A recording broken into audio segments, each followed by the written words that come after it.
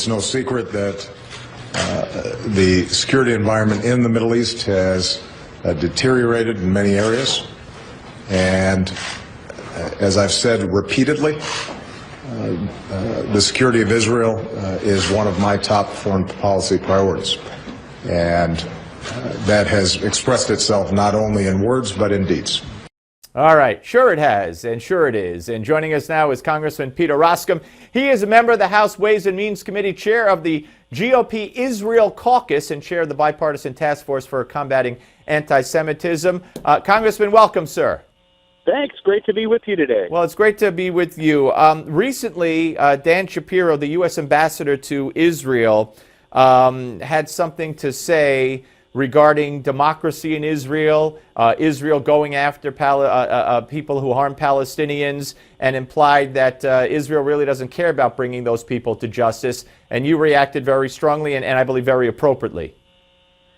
Yeah, I mean, I'm really troubled at the notion that Shapiro is essentially questioning the Israeli commitment to peace. I mean, it is, you got one country in this whole region that has offered various concessions over the past several decades, and that's Israel, and they've gotten very little for it. So this false claim and false narratives out there that we heard from Ambassador Shapiro needs to be corrected, and we got to make sure that folks know, look, the Israelis have come to the table time and time again, and you don't hear the same sort of outrage and concern from the about the Palestinians from the administration.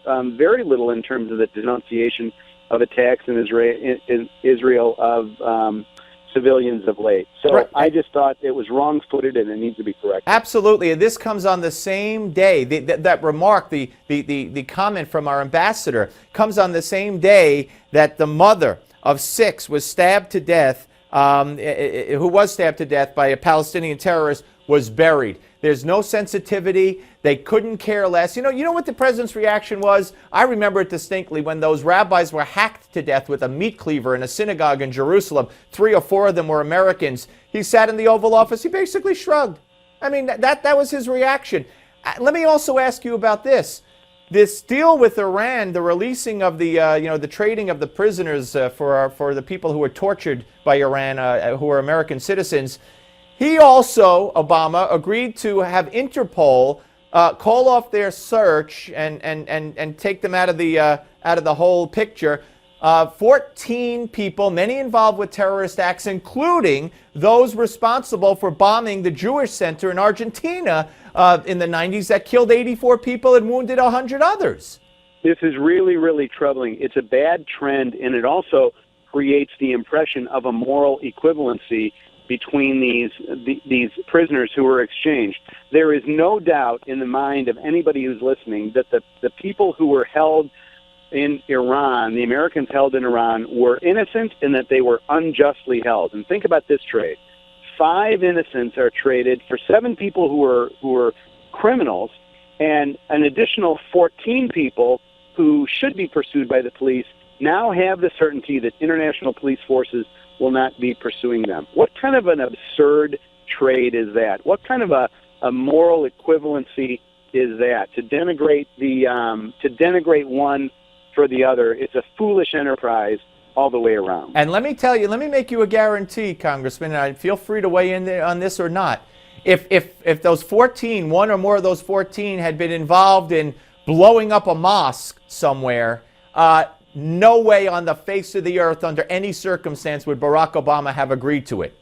Yeah, that's right. I mean, you see the president coming out even as late as his State of the Union message, again, admonishing, Americans and creating this false impression that somehow Americans are not religiously tolerant. Of course, we're an incredibly religiously tolerant country and culture. We just presuppose that people of other religions don't want to kill us. That's not asking too much. Yeah. Now, so I mean, what is it? What is Obama's problem with Israel and Jews?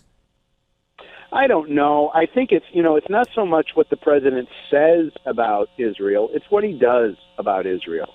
And there's, this story that was out where the National Security Agency was listening in on what the Israelis were doing, particularly as it related to trying to have discussions with members of Congress who were concerned.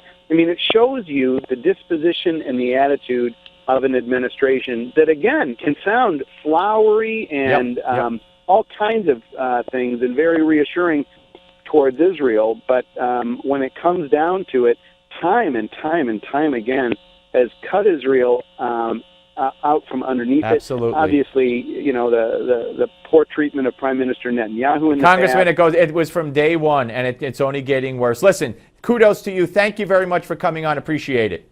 Great to be with you. All right, folks. Thank you very much, Congressman. Up next, we're taking your viewer calls. Don't go away.